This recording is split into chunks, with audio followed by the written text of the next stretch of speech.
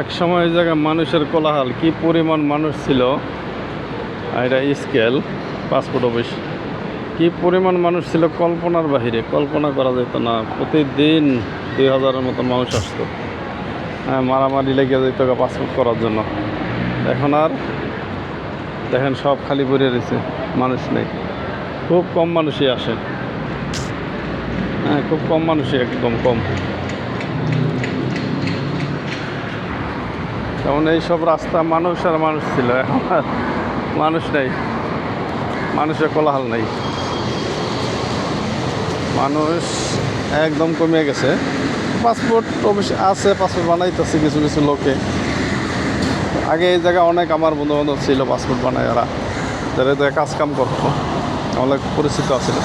এখন ভিতরে এখন খুব কম আছে এই জায়গায়, অনেক কাজে গেছে, যেহেতু লোকজন আসে না। এই দেখেন কি খালি, এই জায়গায় শত শত লোক থাকতো।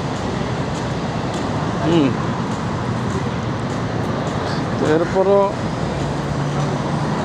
আপনি এই জায়গায় কিন্তু একটা বাটপাড়ি আছে বলতে, এই জায়গায় কিন্তু অনেক সময় আপনি ভালো মানুষও পাইবেন, খারাপ মানুষও পাইবেন। আর দেখবেন আপনারা ডাকবো, আপনি অনেক এরকম ধরা খাওয়া গেছে এই জায়গার থেকে। হ্যাঁ, অনেক এরকম ধরা খাওয়া গেছে এই জায়গার থেকে।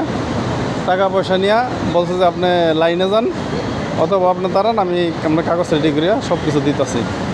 টাকা পয়সা নিয়ে গেছে, এরপর আর ওই লোকের সন্ধান পাওয়া যায় না। এরকম অনেক আছে। আবার অনেকে দেখা গেছে যে অরিজিনালভাবেই কাজ করে, কোনো দায় ঝামেলা করে না। ঠিক আছে, এই যে দেখেন মানুষ, কি মানুষ ছিল এই জায়গার, এখন মানুষ নেই। এই হলো পরিস্থিতি। মানুষ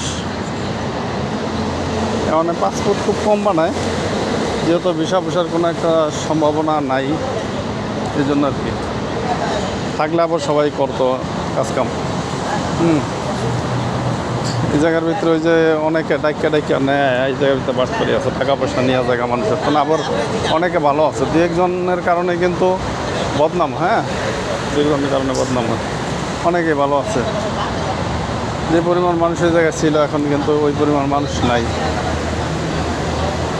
এলো অবস্থায়, এলো স্কেল। ভালো থাকবেন সবাই। কারণ ভিডিওটা করলাম যে এক সময় যে জায়গায় কোলাহল ছিল, ব্যবসা বাণিজ্য সব মানুষ একটা